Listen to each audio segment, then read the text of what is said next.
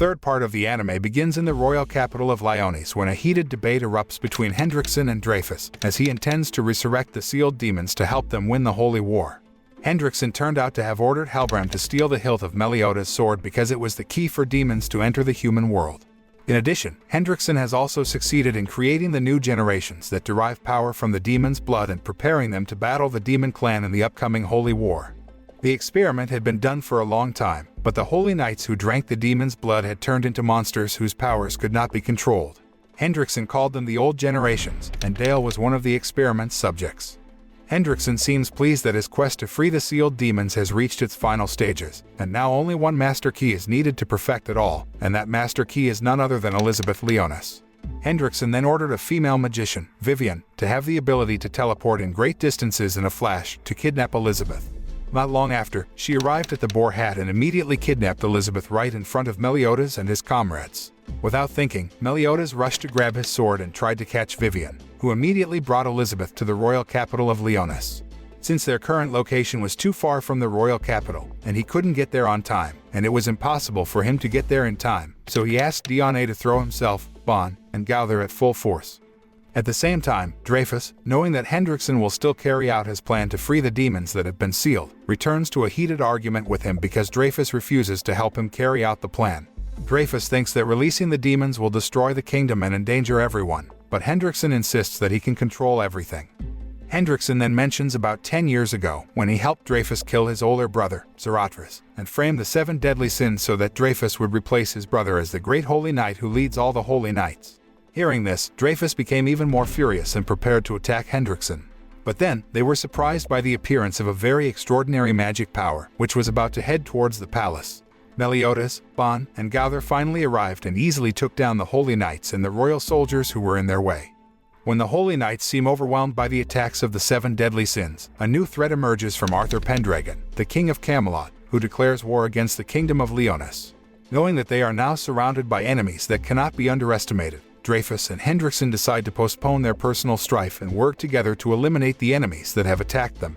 Hendrickson will tackle King Arthur and his army, while Dreyfus will tackle the 7 deadly sins. When meeting King Arthur, Hendrickson finally found out that the troops that came with him were just magic tricks created by a mysterious figure who came with him, who was none other than Merlin, a member of the 7 deadly sins.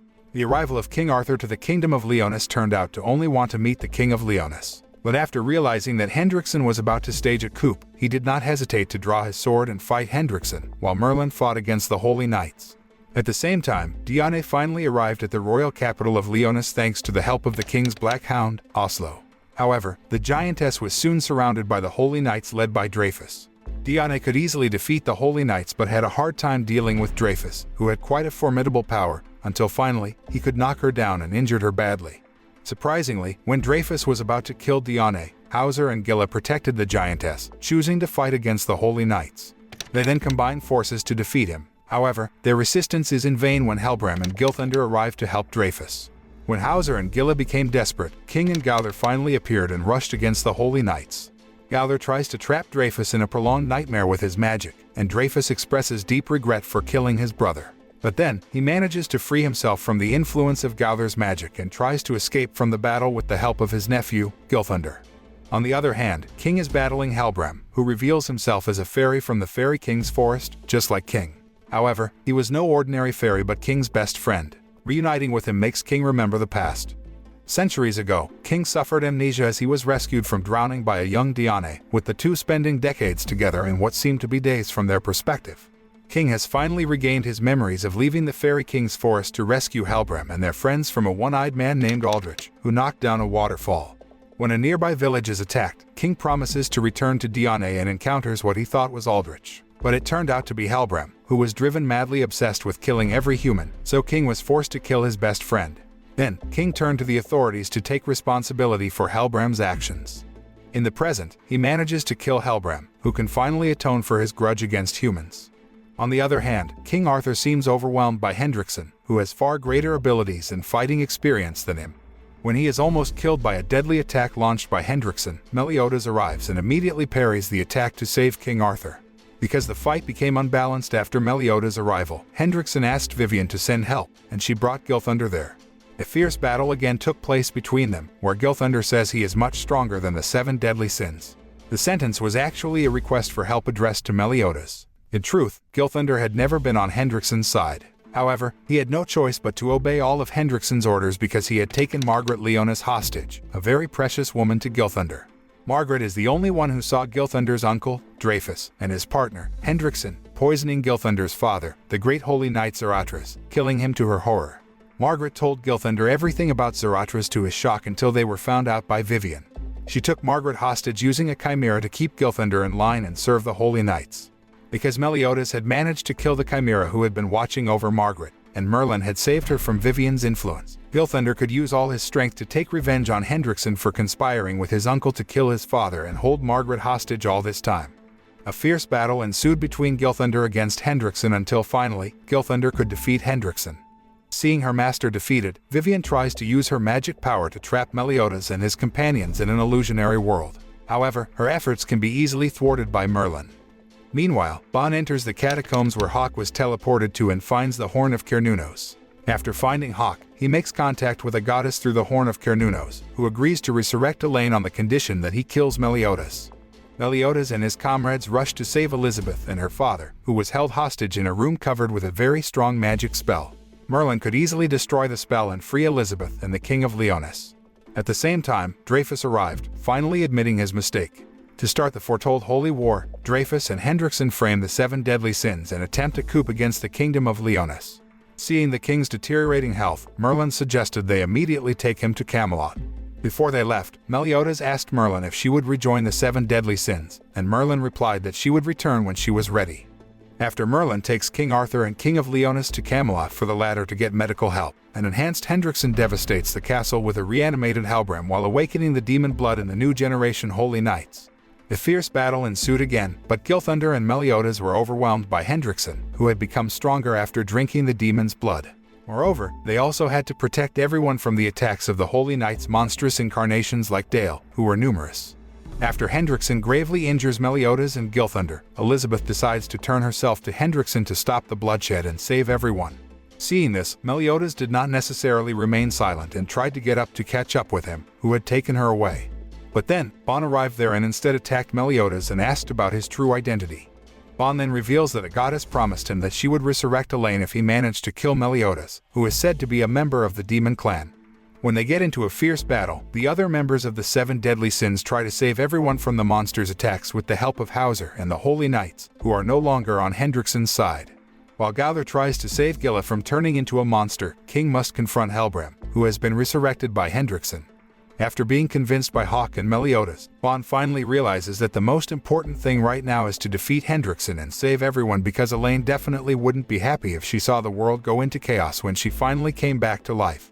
Even though his condition was seriously injured, Meliodas refused to give up and asked Hawk to take him to his place. King finally defeated Halbrand, and Bon managed to save Jericho, who had been turned into a monster, by extracting the organ causing her transformation.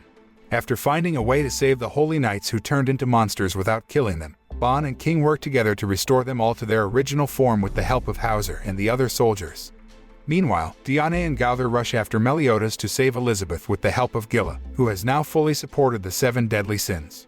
Elsewhere, Dreyfus tries to stop Hendrickson, who has lost his mind due to his ambition to win the Holy War and rule the world. However, Hendrickson, who currently had demonic powers, becomes very strong so that Dreyfus can be defeated easily. In addition, Elizabeth, who tried to help him, was seriously injured. But then, Meliodas finally got there and ordered Hawk to take Elizabeth to safety while he fought Hendrickson. Amid his fight against Meliodas, Hendrickson still had time to launch an attack to kill Hawk and Elizabeth, who were running away. However, the attack was blocked by Diane, who immediately saved her friends. At the same time, the other members of the 7 deadly sins arrived at the place along with Gilthunder and the Holy Knights, who were no longer on Hendrickson's side. Knowing that Hendrickson has the power to regenerate because of the demon's blood in him, Meliodas, King, and Diane then launch a barrage of attacks on the man to inflict permanent damage on his body. On the other hand, Bon and Gauther were observing their fight. Due to an accidental incident, Bon finds something that Hendrickson has been keeping a secret. Hendrickson reveals that he developed the new generation and his demonic powers from studying the corpse of the red demon that destroyed the Fairy King's forest. Upon learning that, Bon becomes furious and pummels Hendrickson through the ground before destroying the corpse of Red Demon. Soon afterward, Meliodas, Bon, King, and Gauther jump down after Hendrickson and find him injecting himself with the blood from the corpse of a gray demon to become a full demon.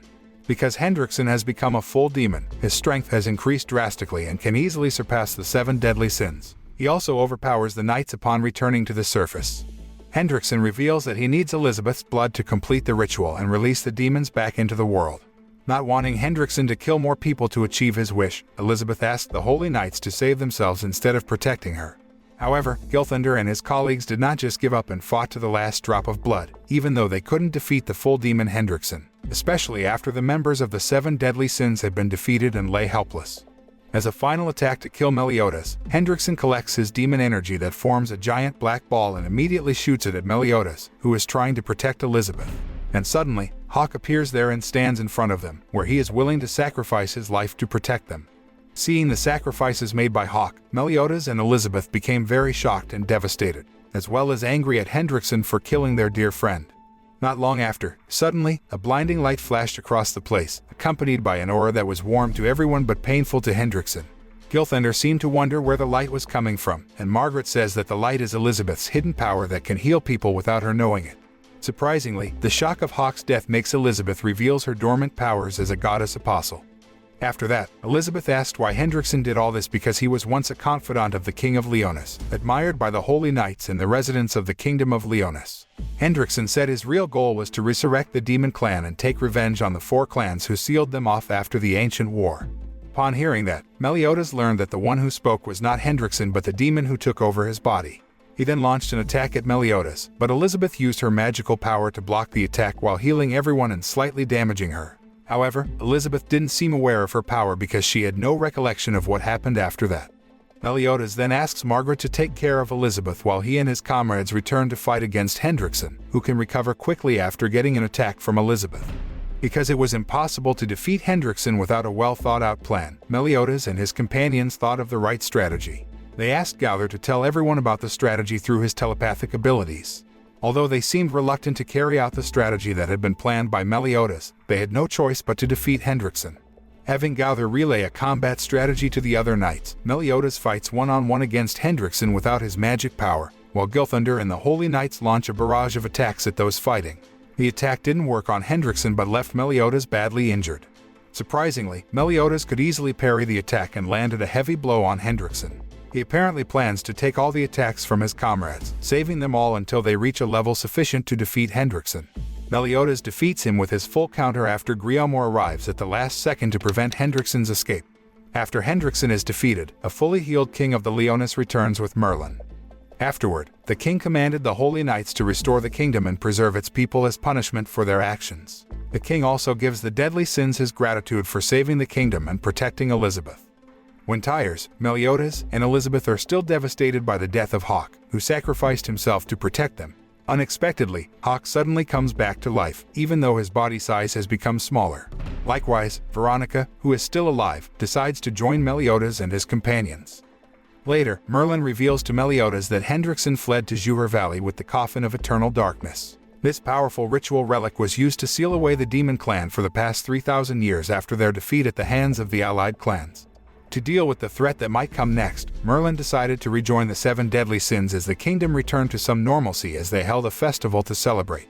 Not long after, Gilthunder meets Meliodas at the Boar Hat to thank Meliodas and the 7 deadly sins for helping him free Margaret and save their kingdom. Although he had never sided with Hendrickson and only pretended to be obedient to him for Margaret's sake, Gilthunder did not deny that he had caused a lot of damage and made people suffer, so he was determined to make amends and make things right. After all the chaos, the kingdom of Leonis finally returned to being safe and peaceful. The following day, Elizabeth joins the deadly sins in their southward journey to find their last member, while Bon and King leave the group for a while. Meliodas then asks why Merlin knocked him out 10 years ago when he found Zaratra's body. Hearing this, she said the story behind it was quite long.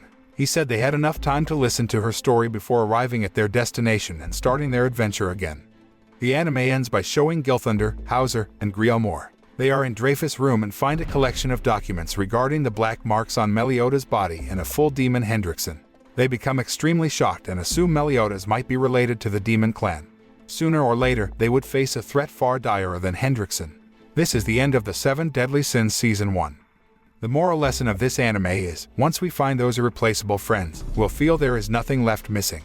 Even though we have no brothers or sisters, we can understand what it is to have them due to our friendships. They always prove they are willing to risk or do anything for us because we are worth it in their own eyes. That's why we must protect our beloved ones, because if we don't do that, we'll probably end up losing those people, and we'll regret it for the rest of our life. Moreover, life can sometimes hit us at our worst moments by giving us a dilemma that we don't even want to think about. Even so, we can't always avoid them for the rest of our life, especially if it might end up benefiting or hurting us. Sometimes, we aren't very used to valuing what we already have, and sometimes, we notice it when it is too late. Once it is gone, it's very hard to get it back. That's why we should always live our life to the fullest, and take advantage of every moment, thing, or person we have by our side.